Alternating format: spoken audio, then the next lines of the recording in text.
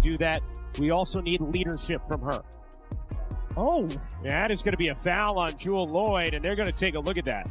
Yeah, that might be upgraded. See, Jewel, as she was fighting over, I think felt that she got hit, but then she just went right in. You'll have a chance to see it on this replay. Minimum, it'll be a personal foul on Jewel Lloyd, but could be more. The Indiana Fever's Game 5 didn't just feel like a loss, it felt stolen. Aliyah Boston fouled out on a rebound that looked clean, Kelsey Mitchell fought through endless contact until cramps sent her to the hospital, and Odyssey Sims kept scoring despite being clipped on drives. Yet the whistle always leaned toward Vegas. Every crucial moment tilted against Indiana, leaving players battling not only the aces but also a wave of questionable calls. What should have been a fight for a championship turned into survival through chaos, injuries, and officiating that never gave the Fever a fair chance. After the buzzer, Lexie Hull summed it up with raw honesty. This wasn't just heartbreak, it was a game taken from them. I feel like this game, between the adversity but also the resilience, was just like a microcosm of this whole season, and did that in a way like you're like, oh, we've been here before. Yeah, I mean, that's what Steph said in the huddle. Like, we're built for this moment. When Kelsey went down, and then we're challenging the call on AB. We've been here before, so it's just so unlucky, so crazy that had to happen tonight. What if Indiana's toughest opponent in the finals wasn't Las Vegas at all, but the officiating crew itself? That's exactly how the series began to feel. From the opening tip of Game 1, a strange rhythm developed. Whenever the Fever built momentum, the whistle seemed to arrive just in time to halt their push. Aliyah Boston, a dominant presence in the paint, was repeatedly whistled for contact that looked incidental at best. Meanwhile, Kelsey Mitchell and Lexie Hull spent entire stretches muscling through defenders who seemed free to grab and bump without consequence. The silence from the officials in those moments was deafening. By the midpoint of the series, frustration shifted away from execution and toward the officiating. The free throw gap ballooned in Vegas's favor, not only padding the scoreboard but draining Indiana's energy. Defending becomes nearly impossible when every challenge risks a foul, while your own drives at the rim earn nothing. Coach Stephanie White didn't hide it either. She admitted the lack of consistency made strategy a guessing game. How can you prepare when a screen counts as illegal one trip but is invisible the next? For Indiana, the series felt less like basketball and more like battling chaos. Ball goes up. Aliyah Boston. I don't think that's a foul. To Indiana, and a late loose ball foul is called against. Are you joking me? By the middle of the series, it wasn't just fans grumbling, it was analysts too. Commentators began questioning whether the Aces were benefiting from more than just their talent. The stats backed it up: lopsided free throw counts, ignored contact on Fever drives, and constant whistles on Indiana's defense. At some point, coincidence stopped being a reasonable explanation. Game after game, the pattern deepened, tilting momentum and draining the Fever's energy. By the time Game 5 arrived, frustration boiled over. It no longer felt like Indiana versus Vegas, it felt like Indiana versus the officials themselves. Shit was rigged. Like, the Indiana Fever fought so hard, but like, they literally had 8 injured players. They had 8 injured players, and Aliyah Boston fouled out for phantom fouls. And they still got to overtime. Like, you can't deny that. Like, you can't, like, the Indiana, they did everything in their power to try to rig that game in regulation, and Indiana just didn't go away. Game 5 felt less like basketball and more like survival for the Indiana Fever. Every whistle seemed predetermined, each call draining momentum and redirecting it straight to Las Vegas. What should have been about execution and strategy instead became a test of endurance against phantom fouls. Kelsey Mitchell literally had to be carried off the floor, while Aliyah Boston spent key stretches shackled by foul trouble. Still, Indiana refused to fold. They clawed back, fought through chaos, and even dragged the contest into overtime. But playing 5-on-8 has limits. The breaking point came in the second half. Boston was hit with a baffling moving screen that barely made contact, yet the whistle blew instantly. Moments later, Megan Gustafson sold a fall worthy of a highlight reel, and again Boston was punished.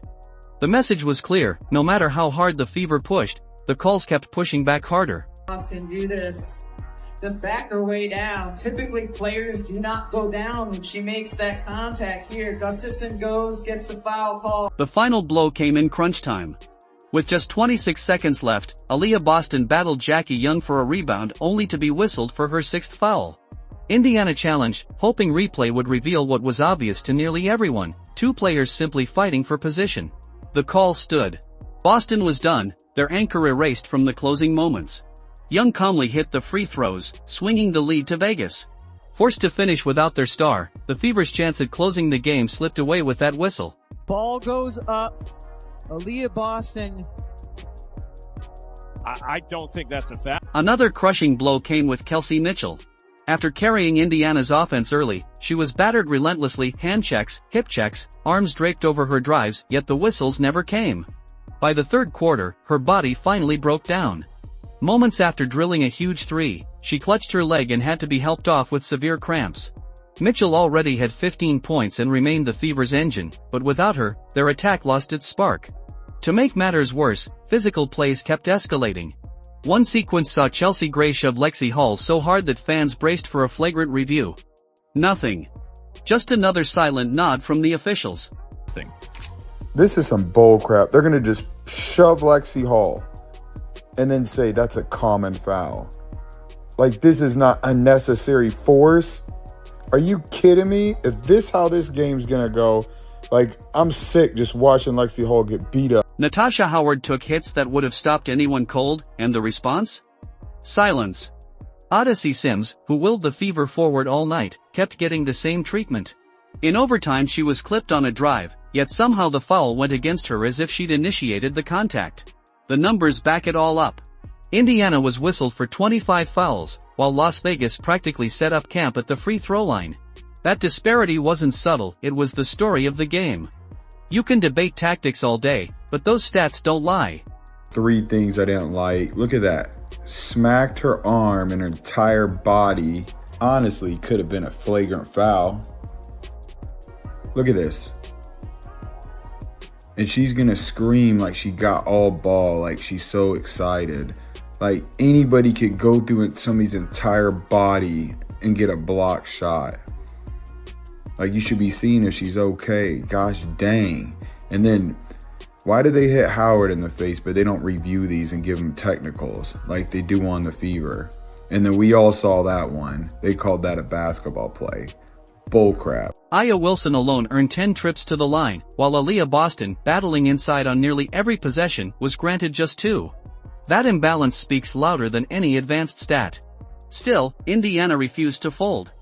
Short-handed, buried in foul calls, and without their star anchoring the paint, they fought back. Odyssey Sims caught fire, dropping 27 points and almost single-handedly forcing overtime. The extra period wasn't a gift from the officials, it was the Fever's defiance on full display. This team wasn't defined by the scoreboard, but by its refusal to surrender.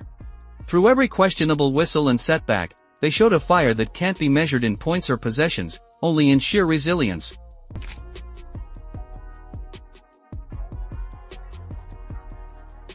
Sims. People worried about the score, but the real story was never just 2 points. Sometimes the most powerful victories don't show up on the scoreboard, they live in the effort and heart a team leaves behind. Game 5 wasn't only survival, it became a statement. Indiana refused to let whistles or setbacks define them. Their toughness, energy, and unity created something larger than the final numbers. What the Fever showed was more than basketball, it was pride, resilience, and a spirit that can't be measured. Her fire, she's our battery. She's moving great and she will drive us, and that's been true so far. Thank you, Hal. Sims, pull-up jumper, she got it. Let's pause on Odyssey Sims. She wasn't even part of Indiana's core for most of the season, joining late on a hardship contract. Yet by the finals, she became the heartbeat of the team. In Game 5, she erupted for 27 points, dished 6 assists, and shot 50% from the field. Whenever the Fever's offense stalled, Sims was the spark, blowing past defenders, finishing through heavy contact, and never losing confidence. Her fearless layup in the final seconds tied the game and sent it to overtime, giving Indiana one last surge of hope. Sims didn't just score, she embodied the grit and resilience that defined the Fever's fight, proving she belonged on the biggest stage. That's something we can take away from this season. Obviously, ending on a loss is hard and not what you want, but I do think that we can be proud of the effort we put out there, especially in the 4th quarter, losing Aliyah. losing Kelsey. I don't even know if that was the third or fourth quarter. But two of our biggest stars go down, and we continue to fight and send it to overtime. So I think that's, we're proud of ourselves. We're proud of that fight. And it's just sad to see this group. Petty became an unsung hero in Game 5. With Kelsey Mitchell sidelined, she stepped in and calmly knocked down 13 points, including 3 huge threes when Indiana's offense threatened to stall. Each shot forced Vegas to defend the perimeter, opening lanes for Odyssey Sims to attack. That spacing proved invaluable, keeping the Fever afloat during critical stretches. Without Petty's fearless shooting, the Aces' runs might have buried Indiana for good. Her impact was quiet, but absolutely essential. One Las Vegas run. They have their largest lead of the quarter. Boston finds Turner. Turner didn't want to shoot it. Petty will, and knock it down.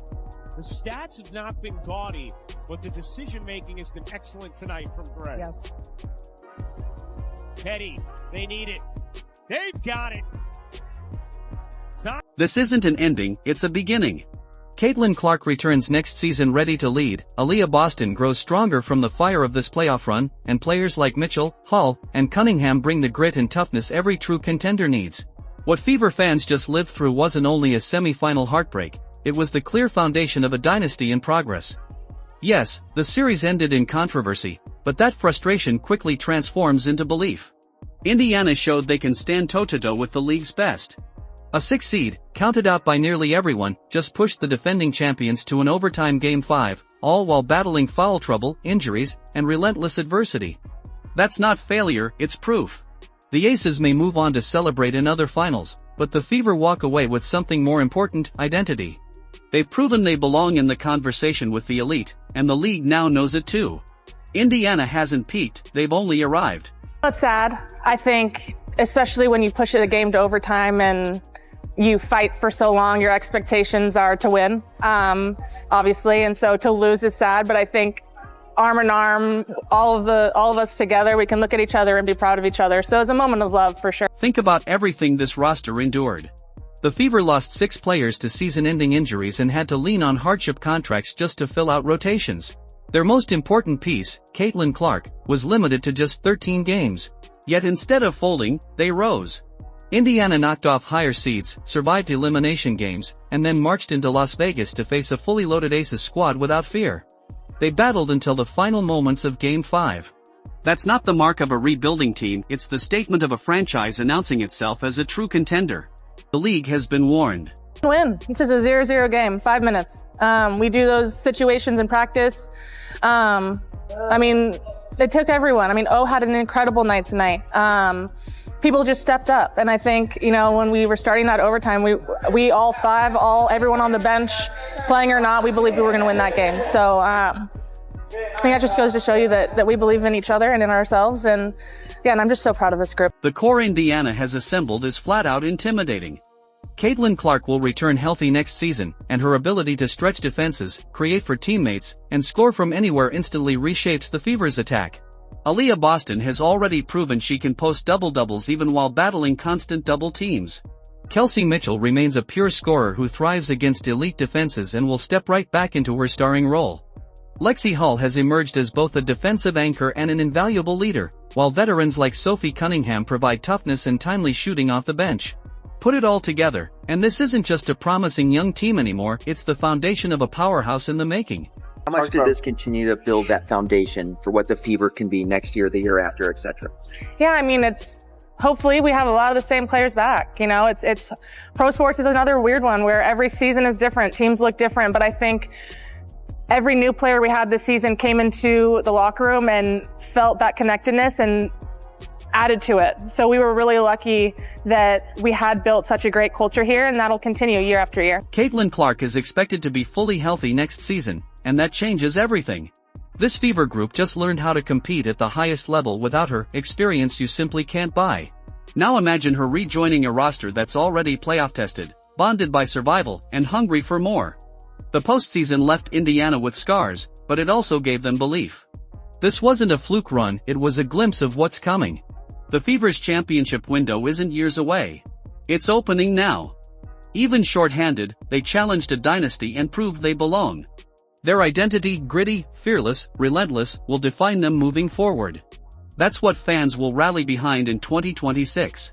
But the job isn't only on the team. Fans must stay vocal. Don't let the officiating controversies fade. Keep backing this group because their fight deserves the same recognition as their wins. The louder the support, the stronger Indiana's rise becomes. Drop your thoughts in the comments. Hit like, subscribe, and turn on notifications so you never miss the next story.